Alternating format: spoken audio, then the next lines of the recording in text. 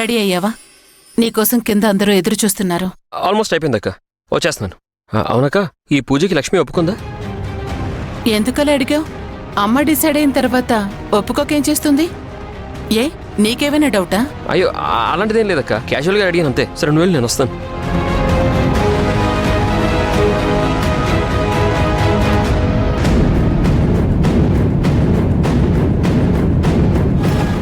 అమ్మయ్యా, అమ్మ ఫోన్ చేసేసరికి ఒక్కసారిగా గుండె ఆగిపోయినంత పనైంది. లక్ష్మి ఏమో పూజకు ఒప్పుకుందంటే నా బాధ అర్థం చేసుకొని ఉండొచ్చు. ఏదేమైనా ఎక్వేరియం షాప్కి తీసుకెళ్ళి మంచి పని చేశాను. అక్కడే కదా తనలో మార్పు వచ్చింది.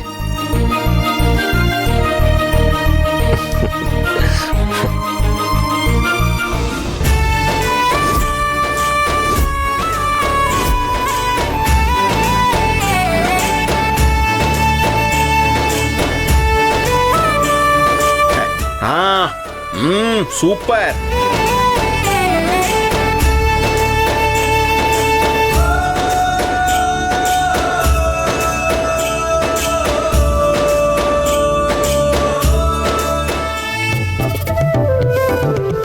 ఏమండి, ఈరోజు సాయంత్రం పంతులు గారు మంచి ముహూర్తం ఉందని చెప్పారు.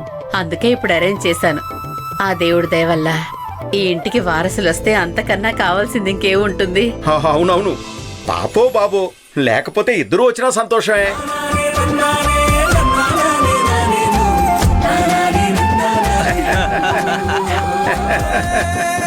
ఏమండి, మీరు మరీ అంత ఆనందపడిపోకండి.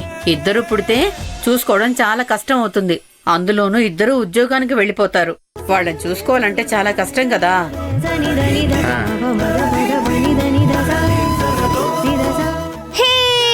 అయితే అత్తయ్య నాతో ఆడుకోవడానికి పాపనిస్తుంది.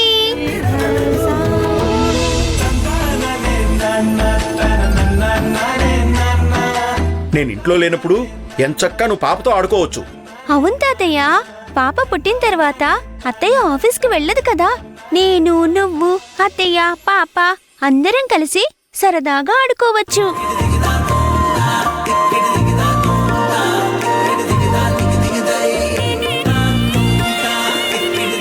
అమ్మో, అలాంటిదేం లేదురా. మీ అత్తయ్య ఆఫీస్కి వెళ్తుంది.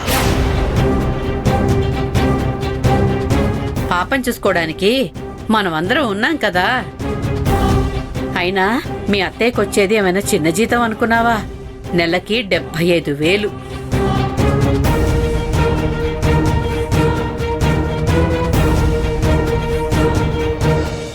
అమ్మా, శాస్త్రం స్టార్ట్ చేయమ్మా.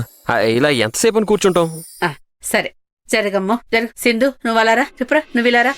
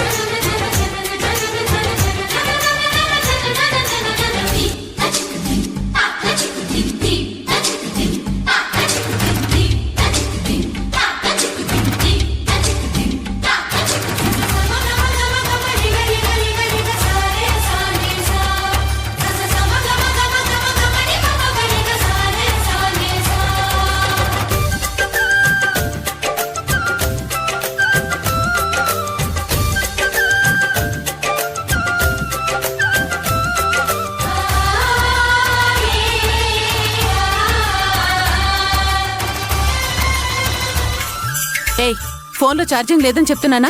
ఫోన్ ఇలా ఇవ్వు. అరే ఇవ్వమంటుంటే. నేను ఇవ్వను.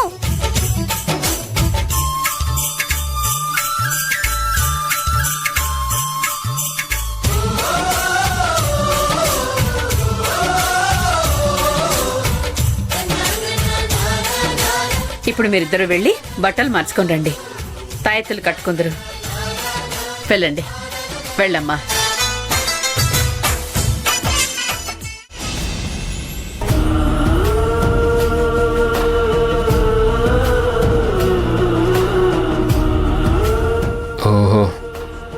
మేడం గారి మూడు బాగాలేదనుకుంటా.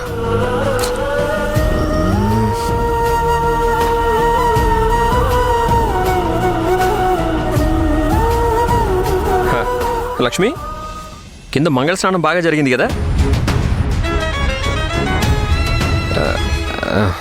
ఏం ఆలోచిస్తున్నారు? కింద ఏం జరిగిందో తెలుసు కదా, ఎలా ఇంత నార్మల్గా ఉండగలుగుతున్నారు? మీకేమీ అనిపించడం లేదా? అయ్యో, అలాంటిది ఏం లేదండి. మీరు అనవసరంగా ఎక్కువగా ఆలోచిస్తున్నారు.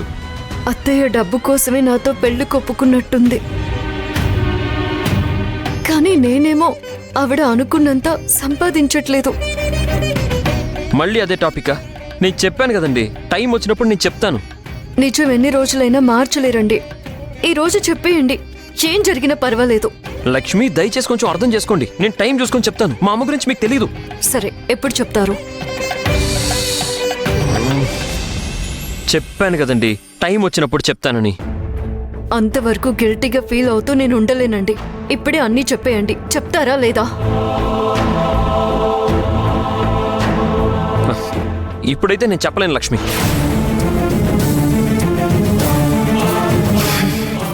సరే, అయితే నేనే వెళ్ళి చెప్తాను.